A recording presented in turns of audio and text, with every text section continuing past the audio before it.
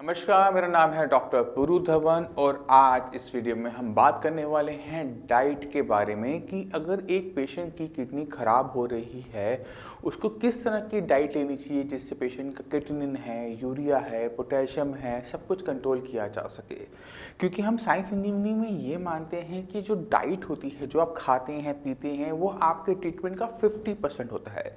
अगर एक kidney failure का पेशेंट ये समझ जाता है कि उसने क्या खाना है और क्या नहीं खाना, वो अपनी बॉडी के अंदर काफ़ी कुछ मैनेज कर पाता है, कंट्रोल कर पाता है। तो एक-एक चीज़ों को लेंगे, क्रिएटिनिन से शुरुआत करेंगे और पोटेशियम तक जाएँगे। सबको कैसे कंट्रोल किया जाता है डाइट से आपको बताऊँगा। तो एक किडनी फेलियर का पेशेंट सबसे ज़्यादा डरता है, वो है बढ़ते हुए लेवल क्रिएटिनिन के, कि क्रिएटिनिन बढ़ रहा है, जीएफआर घट रहा है, तो उसको सबसे ज़्यादा चिंता जिस चीज़ की होती है वो है क्रिएटिनिन। तो शुरुआत क्रिएटिनिन से ही करेंगे। ये जो क्रिएटिनिन है, ये आपकी मसल्स में बनने वाला वेस्ट मटीरियल है, जो तरीके से किडनी से बाहर चला जाया करता था। मगर जब आपकी किडनी को नुकसान होना शुरू हुआ, ढंग से वो फिल्टर नहीं कर रही थी, तो ये जो क्रिएटिनिन है आपकी बॉडी में इकट्ठा होना शुरू हो गया।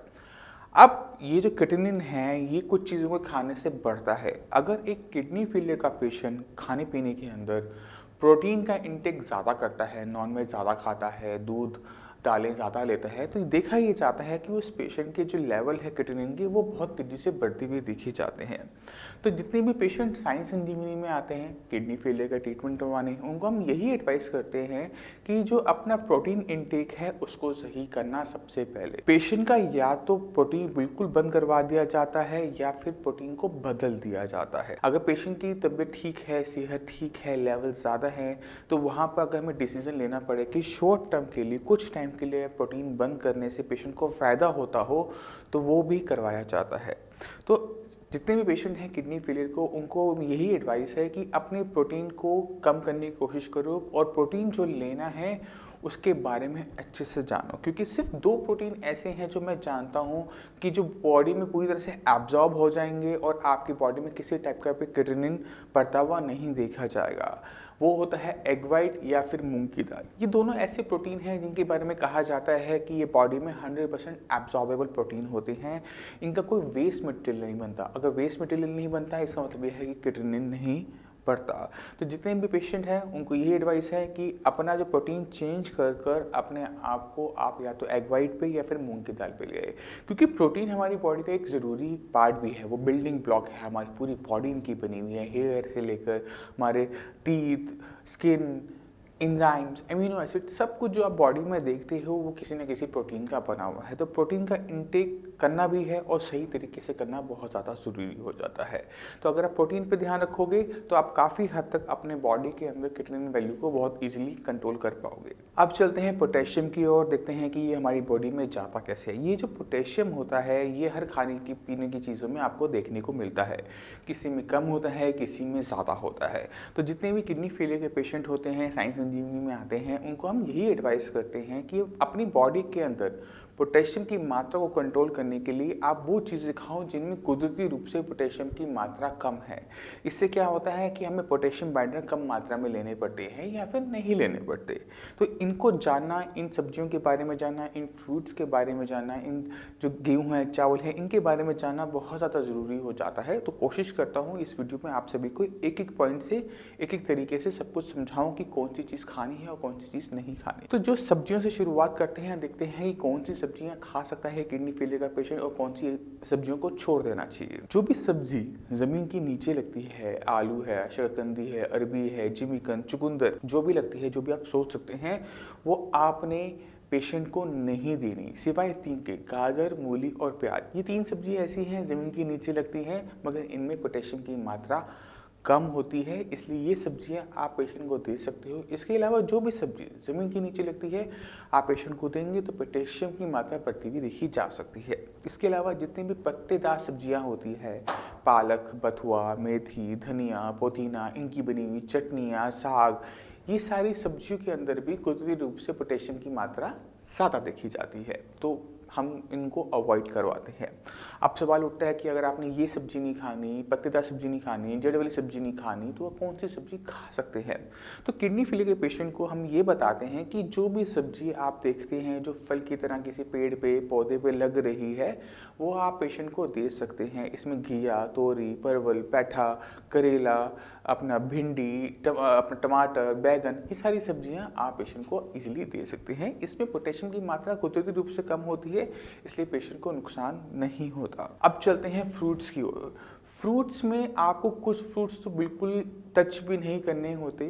तो सबसे पहले शुरुआत करते हैं बनाना, कीवी और एवोकाडो, खजूर और आपके ड्राई फ्रूट्स। ये कुछ चीज़ें हैं जो आपने पेशेंट को गलती से भी नहीं देनी। ड्राई फ्रूट्स आपने भिगो के भी नहीं देने। अगर आप ये सब देंगे तो पेशेंट के अंदर पोटेशियम की मात्रा आपको ऑब्वियस तरीके से बढ़ती हुई नज़र आ जाएगी। इसके अलावा जितने भी फ्रूट्स होते हैं जो खट्टे होते हैं स्वाद में, चाहे वो आम हो, चाहे संतरा, मौसमी, कीनू, ये भी पेशेंट को देने से अवॉइड करना चाहिए, क्योंकि बॉडी के अंदर एसिड की एक्यूमुलेशन हो रही होती है, मेटाबॉलिक एसिडोसिस हो रहा होता है। तो खट्टे फल देने से ये माना जाता है कि बॉडी का पीएच और डाउन होगा, किडनी को और नुकसान होगा, इसलिए इस वजह से खट्टे फल को अवॉइड करवाया जाता है। अब सवाल उठता है कौन से फ्रूट्स देने हैं। इसके अलावा जो भी फ्रूट्स हैं, चाहे आपका वाटरमेलन है, खरबूजा है, तरबूज है, सेब है, आपका पपीता है, चीकू है, अमरूद है, ये सारे फल आप पेशेंट को दे सकते हैं। मगर इनके साथ भी एक शर्त लगी होती है कि आपको जो क्वांटिटी होती है वो 1 कप की क्वांटिटी होती है। यानी किसी भी पेशेंट को आप या तो 1 सेब दे सकते हो, या फिर 1 कप पपीता, 1 चीकू, या फिर 1 कप खरबूजा। कोई एक फल खाना है, 1 कप तक अमाउंट में खाना है। इससे ज़्यादा क्रॉस करोगे तो आपको फ्यूचर में दिक्कत हो सकती है। इसके अलावा कुछ चीज़ें ऐसी होती हैं जो हम रेगुलर बेसिस पे घर में यूज़ करते हैं और जिनसे पोटेशियम की मात्रा सडनली जंप कर जाती है। ये होता है गुड़। गुड़ जो होता है वो जूस से, गन्ने के जूस से बना हुआ होता है। इसमें गन्ने का जितना पोटेशियम है कंसंट्रेट हो जाता है और छोटी सी गुड़ में आ जाता है। तो आप गुड़ खाएंगे, शक्कर खाएंगे, तो आपका पोटेशियम आपको जंप होता हुआ नज़र आ जाएगा। ये अक्सर पेशेंट गलतियाँ सर्दियों के मौसम में करता है, जब गुड़ आ रहा होता है, थोड़ा सा गुड़ खा रहा होता है टेस्ट के लिए, बट उसका असर उनकी रिपोर्ट्स में बढ़े हुए पोटेशियम के रूप में देखने को मिल जाता है। तो ये गलती आप ना करें। दूसरी गलती जो पेशेंट हमें करते हुए मिल जाते हैं वो है लो सोडियम सॉल्ट का चयन। जब किसी की किडनी खराब होनी शुरू होती है तो बढ़ा हुआ बीपी एक आम बात है कि जो भी किडनी फेलियर का पेशेंट है उसमें बीपी आपको हाई मिलेगा ही मिलेगा। तो अक्सर क्या करते हैं लोग कि जाने अनजाने में सिलेक्ट कर लेते हैं लो सोडियम सॉल्ट, क्योंकि ऐड आती है कि लो सोडियम सॉल्ट खाने से आपका बीपी मैनेज हो जाता है। मगर वो यही नहीं जानते कि जहाँ पर वो सोडियम क्लोराइड पहले ले रहे थे, अब उसमें 15% वो पोटेशियम क्लोराइड ले रहे हैं। जब हम बीपी को डाउन करने के लिए पोटेशियम पेशेंट को देते हैं, वो एक नॉर्मल इंसान के लिए सही है, बट जब एक पेशेंट किडनी फेलियर का उसको लेता है तो उसमें किडनी की फंक्शनिंग सही ढंग से ना होने की वजह से पोटेशियम की मात्रा बढ़ती हुई दिखी जाती है, जो एक किडनी फेलियर के पेशेंट के लिए बहुत ज़्यादा खतरनाक हो जाती है। क्योंकि अगर लेवल आपके किडनी के कम भी हैं, 2-3 भी हैं, मगर आपका पोटेशियम का लेवल 7+ है, तो आपको डायलिसिस करवाना पड़ जाता है। तो हम ये चाहते हैं कि आप अपने खाने पीने की हर छोटी छोटी चीज़ों के बारे में जानो, जिससे आप उनको इजीली कंट्रोल कर सको। अब चलते हैं पानी की तरफ और देखते हैं कि एक किडनी फेलियर का पेशेंट कितना पानी दिन भर में पी सकता है। कितना पानी आपके शरीर को चाहिए डिपेंड करता है कि कितना पानी आप गंवा रहे हैं। गर्मी के मौसम में ज़्यादा नुकसान होता है, पानी ज़्यादा निकलता है। कितना बोलने का काम है, क्योंकि जितना आप बोलेंगे उतना पानी आपकी बॉडी में से बाहर जाएगा। तो ये जो क्वांटिटी जो अक्सर सुनने को मिलती है कि 2 से 2.5 लीटर से पानी ज़्यादा ना पिए, तो ये क्वांटिटी हर किसी पे सफिशिएंट नहीं बैठती, सही तरीके से नहीं बैठती। तो साइंस इंजीनियरिंग में हम अपने पेशेंट्स को यही बताते हैं कि अपनी बॉडी को सेंस करो, क्योंकि अगर पानी कम पियोगे तो भी क्रिएटिनिन आपका बढ़ेगा, क्योंकि आपकी बॉडी को यूरिन बनाने के लिए वाटर नहीं होगा, यूरिन नहीं बनेगा, क्रिएटिनिन आपकी बॉडी में इकट्ठा होता रहेगा, आपके लेवल्स बढ़ते चले जाएंगे। तो कम पानी भी बिल्कुल नहीं पीना। पानी ज़्यादा पियोगे क्योंकि किडनी पे कमज़ोर है, उस पर एक्स्ट्रा काम जाएगा, उसकी फंक्शनिंग पर असर आना शुरू हो जाएगा, पैरों में सूजन आनी शुरू हो जाएगी, तो आप ज़्यादा पानी भी नहीं पी सकते। तो आपको कैसे पता लगेगा कि आपके शरीर के हिसाब से सही पानी की लिमिट क्या है? इसका एक छोटा सा आपको मैं चीज़ बताता हूँ।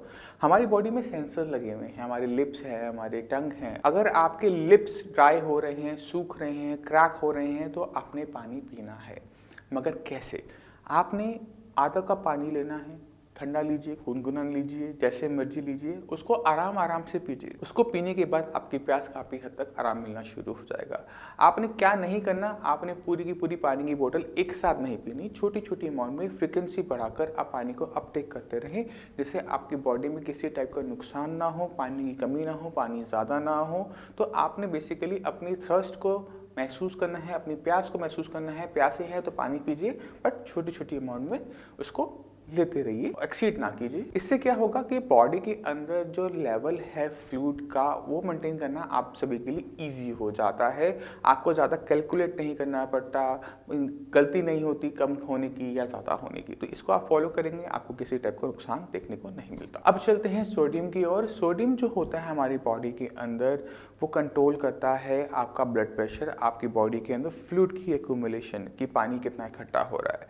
तो इससे हम काफ़ी कुछ कंट्रोल भी कर सकते हैं, इससे हम बीपी भी कंट्रोल कर सकते हैं। तो एक किडनी फेलियर के पेशेंट के लिए इस सोडियम को जानना और इस सोडियम को कंट्रोल करना ज़रूरी हो जाता है। अपनी प्रैक्टिस के अंदर साइंस एंड इंजीनियरिंग में शायद ही मैंने कोई ऐसा पेशेंट, बहुत कम पेशेंट देखे होंगे जिनके अंदर सोडियम की मात्रा बड़ी भी मिलती है। अक्सर पेशेंट वो आते हैं जिनके अंदर सोडियम की मात्रा कम होती है, मतलब उनका बीपी कम होना चाहिए था मगर बीपी ज़्यादा मिलता है। मगर फिर भी हमें पेशेंट को सोडियम के कंट्रोल से बीपी मैनेज करने में हेल्प मिलती है। इसलिए पेशेंट को हमें बताना पड़ता है कि आपने सॉल्ट फ्री डाइट लेनी है अगर ब्लड प्रेशर बहुत ज़्यादा है, या फिर सॉल्ट रिस्ट्रिक्टेड डाइट लेनी है। अगर हम खाने में नमक पेशेंट का पूरा बंद कर देते हैं तो हमें उससे एक कॉम्प्लिकेशन और देखने को मिलती है कि पेशेंट का जब टेस्ट चला जाता है तो पेशेंट जो खाना खा रहा होता है वो भी बंद कर देता है, उसे नहीं खाया जा रहा होता। मगर हमें ऐसा नहीं होने देना होता। अगर पेशेंट खाना नहीं खा पा रहा है तो पेशेंट को पिंच ऑफ सॉल्ट, सेंधा नमक के साथ आपको खाना देना ही देना है। पेशेंट को फास्टिंग पे नहीं जाने देना, उनका खाना मिस नहीं होना चाहिए। क्योंकि जब एक किडनी फेलियर का पेशेंट होता है वो यूरिन के थ्रू प्रोटीन का लॉस कर रहा होता है, बॉडी से प्रोटीन बाहर जा रहा होता है। तो उसे कंपनसेट करने के लिए आपको तो खाना खाना पड़ता है कि जब आप खाना खाएंगे तभी तो गाड़ी आपकी चलेगी। वरना क्या होगा कि इस प्रोटीन लॉस की वजह से आपकी बॉडी में वीकनेस आनी शुरू हो जाएंगी। तो हमें वो चीज़ नहीं चाहिए होती, हमें बॉडी हेल्दी चाहिए होती है, क्योंकि एक हेल्दी बॉडी को ही ट्रीट किया जा सकता है। अगर बॉडी आपकी हेल्दी नहीं है, उसमें आप जो मर्जी मेडिसिन आप कर लीजिए वो नहीं काम कर पाती। तो एक अच्छी स्ट्रेंथ, एक अच्छी हमें एनर्जी बॉडी के अंदर चाहिए होती है अगर हमें पेशेंट को रिकवर करवाना हो। तो आपने क्या करना है, अगर आपका बीपी 120 90 जा रहा है या नीचे का 90 जा रहा है तो आपने अपना सॉल्ट इंटेक कम कर देना है, बहुत कम कर देना है, बंद कर देना है। जैसे ही बीपी आपका लोअर साइड पहुंचना शुरू हो जाए, 120 80 आना शुरू हो जाए, तो आपको अपना सॉल्ट का इंटेक हल्का सा स्टार्ट कर देना चाहिए। और अगर वो 70 से आसपास आ जाएगी, आपका डायसिस्टोलिक बीपी है, मान लीजिए कि वो 120 70 आ रहा है या 130 70 आ रहा है, तो आप सॉल्ट अपना नॉर्मल इंटेक कर सकते हैं। इससे क्या होगा कि सॉल्ट की क्वांटिटी से अप डाउन करने से आप काफ़ी हद तक अपना ब्लड प्रेशर को ईजिली मेंटेन कर पाते हैं। क्योंकि सॉल्ट की एक प्रॉपर्टी और होती है, जहाँ पर भी होता है वहाँ पर पानी को इकट्ठा कर लेता है, अपने इकट्ठा करना शुरू कर देता है। तो अगर जिन पेशेंट के अंदर लेग में स्वेलिंग आ रही होती है, उनमें क्या होता है, ओवरलोडिंग भी होती है, ब्लड बढ़ना शुरू होता है, बॉडी के अंदर फ्लूइड इकट्ठा ज़्यादा होना शुरू हो जाता है, जिससे बीपी भी बढ़ना शुरू हो जाता है। तो ऐसे पेशेंट के अंदर कुछ टाइम के लिए लो सोडियम फूड और अपना वाटर रिस्ट्रिक्टेड खाना पीना बहुत फ़ायदेमंद रहता है। क्योंकि इससे क्या होता है, एक तो पानी बॉडी में कम जा रहा होता है, सोडियम कम जा रहा होता है, तो जो पैरों पे स्वेलिंग आ रही होती है, सूजन आ रही होती है, वो डिस्पेयर करना शुरू कर देती है। तो आपने इस चीज़ का ध्यान रखना है कि सोडियम की मात्रा से अपने बीपी को मैनेज करना है। स्वेलिंग है तो सोडियम का, नमक का इस्तेमाल आपने कम करना है या फिर ना करना है, जब तक आपकी चीज़ें नॉर्मलाइज ना हो जाए। तो अभी तक आप काफ़ी कुछ समझ गए होगी कि खाने से, डाइट से हम काफ़ी कुछ मैनेज कर सकते हैं किडनी फेलियर पेशेंट के अंदर। मगर हमारे पास एक चीज़ ऐसी है जिसको हम अक्सर भूल जाते हैं, जिस पे हम ध्यान देना भूल जाते हैं, वो है किडनी। जब आपकी किडनी को नुकसान होना शुरू हुआ बीपी की वजह से, शुगर की वजह से या फिर किसी और दिक्कत की वजह से, तो हम हर चीज़ का इलाज करते हैं मगर हम किडनी को कहीं ना कहीं भुला देते हैं। अगर आप अपना प्रिस्क्रिप्शन उठा के देखेंगे, मेडिसिन देखेंगे कि आप कौन सी मेडिसिन खा रहे हैं, आपको सारी मेडिसिन मिल जाएंगी दुनिया भर की, बीपी की, शुगर की, कोलेस्ट्रॉल की, कैल्शियम हो गया, विटामिन डी हो गया, मगर कोई मेडिसिन ऐसी नहीं मिलती जो किडनी की कंडीशन को बढ़ाने के लिए, सुधारने के लिए, फंक्शन को बढ़ाने के लिए आपको दी जाती हो। क्योंकि किडनी के बारे में ये माना जाता है कि किडनी एक बार खराब हो जाए तो वो ठीक नहीं होती, मगर हम ये कोशिश भी नहीं करते कि किडनी को जो नुकसान हो रहा है उसको बंद कर दिया जाए। जो मेडिसिन आप ले रहे होते हैं वो धीरे धीरे धीरे आपके लेवल्स को बढ़ाती जा रही होती है, आप उसे कंट्रोल नहीं कर पा रहे होते। तो हमें एक ऐसी ट्रीटमेंट की ज़रूरत होती है किडनी फेलियर के अंदर जो इस कंडीशन को स्टेबलाइज कर वहीं पर रोक दे और किडनी की फंक्शनिंग को बढ़ाने पे काम कर सके। क्योंकि किडनी को अगर नुकसान होने से रोक दिया जाता है, मान लीजिए आपकी किडनी बीपी की वजह से ख़राब हो रही है या शुगर की वजह से ख़राब हो रही है, तो हमें पता है कि किडनी को क्या नुकसान पहुंच रहा है। तो अगर हम आपकी बीपी को मैनेज कर देते हैं, बीपी को हम बिल्कुल विद इन द रेंज रखते हैं या बिलो द रेंज थोड़ा सा रखते हैं, तो फ़ायदा क्या होता है कि जो हर सेकेंड जब आपका ब्लड किडनी में जाता है और वहाँ नुकसान पहुँचाता है वो नहीं हो पाता। इससे क्या होता है कि किडनी के अंदर जो नुकसान बंद होने की वजह से आपकी जो लेवल्स हैं, मान लीजिए आज की डेट में 4 का लेवल है, क्रिएटिनिन आपका 4 है, तो 4 ही बना रहता है, वो 5 पे नहीं जाता। जब आपकी किडनी के अंदर डैमेज रुका है उसके बाद काम होता है आपकी किडनी की रिवाइवल में, जब आप अपनी किडनी की फंक्शनिंग को बढ़ाने की कोशिश करते हैं। क्योंकि किडनी एक ऐसा ऑर्गन है जिसमें अगर डैमेज हो गया है वो परमानेंट होता है, मगर जो हिस्सा आपका अभी ठीक है, वर्किंग है, काम कर रहा है, जो अभी फिल्ट्रेशन कर रहा है, वो अपने काम को एक्सपेंड कर सकता है, वो अपने लिमिट्स को बढ़ा सकता है, वो फिल्ट्रेशन रेट को बढ़ा सकता है, उसमें एडजस्टमेंट करने की ताकत होती है।